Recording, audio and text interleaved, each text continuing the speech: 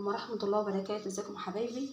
النهاردة ان شاء الله هنعمل بالعيش ده، عيش السن ده، العيش اللي احنا بنجيبه للدايت. هنعمل منه احلى بيتزاية، حاجة كده تفتح نفسنا. بنروح طبعا عند الدكتور بيقولك ايه، هاكل لك رغيف عيش على بيضاية على حتة جبنة. طبعا بنحسش ان احنا شبعنا، مفيش شبع. انا هعمل لك طريقة مشبعة، وتعالي معايا نشوف هنعملها ازاي، ونسمي الله ونصلي على رسول الله. الرغيف انا مسكته وكسرته الاول، وبعد كده فرمته في الكبة وبقى بالشكل ده. تعالي بقى نشوف هنعمل ايه. بسم الله. هنجيب كده معانا حاجة نعمل فيها. بسم الله الرحمن الرحيم. كده معايا بيضتين وبصل مفروم، ومعايا طماطمايه وفلفلايه مقطعه. هنحط بقى التوابل. معايا ملح وبصل بودر على توم بودر وسنه من الكركم والتوابل بتاعتي المشكله، واضرب كل المكونات دي كلها مع بعض كده. اقلب المكونات كده، وهجيب كوبايه الا ربع لبن واقلب كده.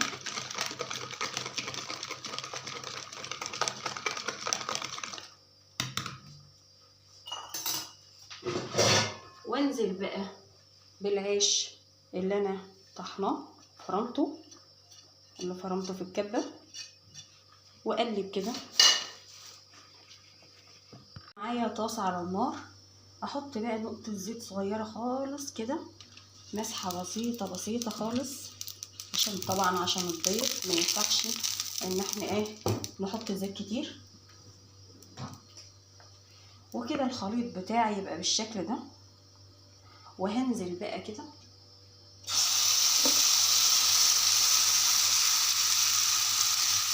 ووزع كده على النار، وهدي النار خالص ووزع كده في الزيت.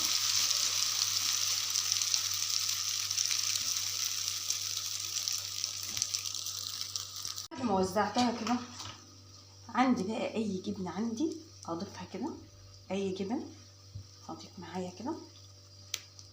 هي طبعا هتسيح كلها كده مع بعض. هجيب جبنه موتزاريلا كده، ونهدي بقى عليها النار ونغطيها كده زي ما انتوا شايفين كده.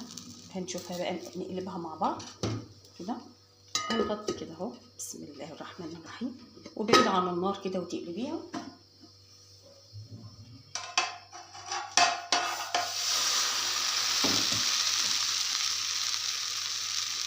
هنغطيها برضو. خلصنا البيتزا بتاعتنا بالعيش السن. والله ريحتها جميله جدا جدا، والطعم خطير خطير خطير. انا مجرباها وما بعملش حاجه الا لما لازم ابقى متاكده ان هي تبقى حاجه كويسه عشان يبقى فيه مصداقيه.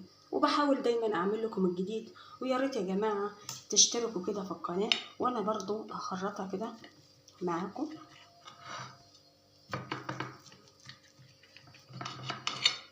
وبشكر كل متابعيني، وبشكر كل اللي بيشاهدني وبيشوفني. فيا ريت تعملوا لي مشاركه. ادي البيتزايه بتاعتي جميله جدا ومشبعه جدا، وممكن تاكليها كده طول اليوم وتشبعك، وحلوه للدايت. ويا ريت تعجبكم، ان شاء الله هتعجبكم باذن الله. ويا ريت تعملوا لي لايك وشير، والسلام عليكم ورحمه الله وبركاته.